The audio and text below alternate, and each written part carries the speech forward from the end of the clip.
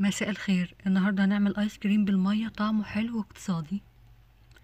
اول حاجه بجيب حله بضيف فيها كوبايه ميه وهضيف عليها اكياس جيلي دريم باي نكهه انت حباها. انا عملت بالنكهه المشمش دي، ضفت 2 باكو في الميه في الكوب، وهبدا اضيف معلقتين نشا. دي معلقه الاولانيه ودي التانية. احنا هنعمل طبعا نكهتين، نكهه باكياس جيلي دريم وهنعمل نكهه تاني دلوقتي هتشوفوها بالكاكاو. ببدأ كده ادوبهم على البارد قبل ما ارفعهم على النار، بدوبهم كويس كده وعلى النار ببدأ اقلب فيهم كده لحد ما قوامهم يتقل.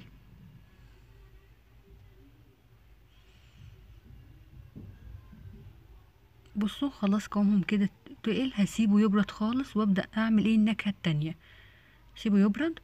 دي بقى نفس الحلة هضيف فيها معلقة نشا وهضيف معلقة كاكاو وهضيف نص كوب مية وهبدأ اقلبهم كده على البارد. اقلبهم كويس كده دوبهم وابدا اقلبهم كده على النار لحد ما قوامهم يتقل كده يبقى زي صوص شوكولاته، وهسيبهم يبردوا برضو. ببدا بقى اجيب شفشة الخلاط، ببدا كده اخد 3 اكواب ميه، دي 3 كوبايه. هضيف عليها كيسين من كريم شانتيه 45 جرام، الوزن بتاع الكيس اهو 45 جرام. هبدا اضيف في الكيس ده وهضيف كيس كمان المقادير هتلاقوها في صندوق الوصف. ده الكيس التاني. وهبدأ اضيف كوباية سكر طبعا علشان اخلي الجيلاتي بتاعنا مسكر. انا هضفت كوباية، انت براحتك. وهبدأ اضيف الجيلي بعد ما برد زي ما انت شايفة كده. وهبدأ بعد ما افضيهم كده على بعض هبدأ اضربهم في الخلاط.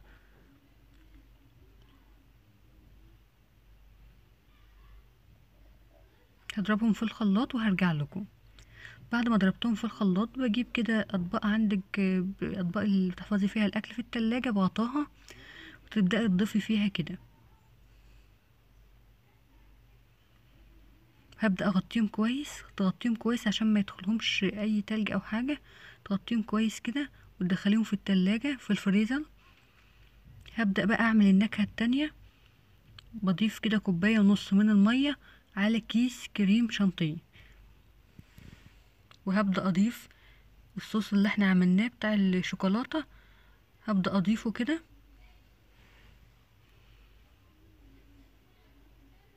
وهضربهم برضو في الخلاط. هضربهم في الخلاط بس هضيف السكر الاول، وضربتهم في الخلاط وبقوا بالشكل ده كده. حابة تضيفي كاكاو براحتك وتديهم لون اقوى من كده براحتك. انا بقى جبت برضو علبتين عندي فاضيين، هبدأ كده اضيف فيهم عشان ادخلهم في الفريزر.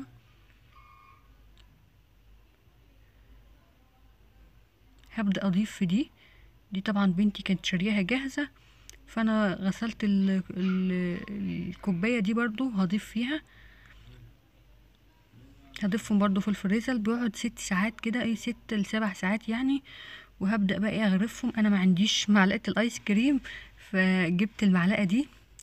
طبعا انا مش راضية اغرف بالمعلقة العادية عشان بس ادي شكل الكور.